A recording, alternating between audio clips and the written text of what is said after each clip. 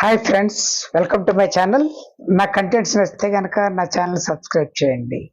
చెట్టు మీద ఉన్న తేనె పట్టులో ఉన్న తేనెని తీయాలంటే కిందని పొగ కానీ మంట కానీ పెట్టాలి. అవి పెట్టినప్పుడు కొన్ని పారిపోతాయి, కొన్ని చనిపోతాయి. చనిపోయిన వాటిని చూసి అవి ఏమీ చేయలేక నిస్సహాయంగా పారిపోతాయి అని అనుకుంటున్నారా? అవి వెళ్ళి ఇంకా కొన్ని తేనెటీగల్ని జత చేసుకొని అనేక చెట్లు, అనేక పుష్పాలు తిరిగి మళ్ళా మకరందాన్ని స్వీకరించి అదే తేనె పుట్టిన చెట్టు మీద కాకుండా మన బెడ్రూమ్ లో కానీ మన వరండాలో కానీ పెట్టే అంత కెపాసిటీ నాకుందని ఎందుకు నిరూపిస్తుందో తెలుసా? నేను పుట్టింది తేనెను తయారు చేయటానికి, అది నా ధర్మం అనేది గుర్తిస్తుంది. మరి మనకి ఏ నొప్పి రాకూడదు, ఏ బాధ రాకూడదు, ఏ అనారోగ్యం రాకూడదు.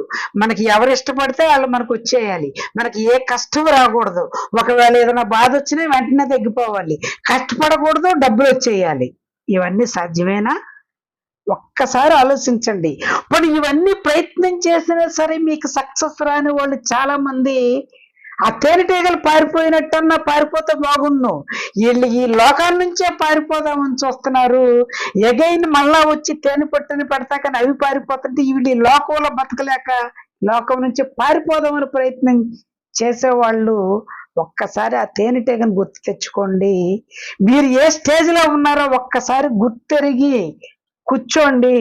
ఈ రోజు ఏం జరుగుద్దో మీకు తెలియదు, రేపు ఏం జరుగుద్దో మీకు తెలియదు. బట్ అల్టిమేట్ గా సక్సెస్ అనేది ఒకటి ఉంటుంది.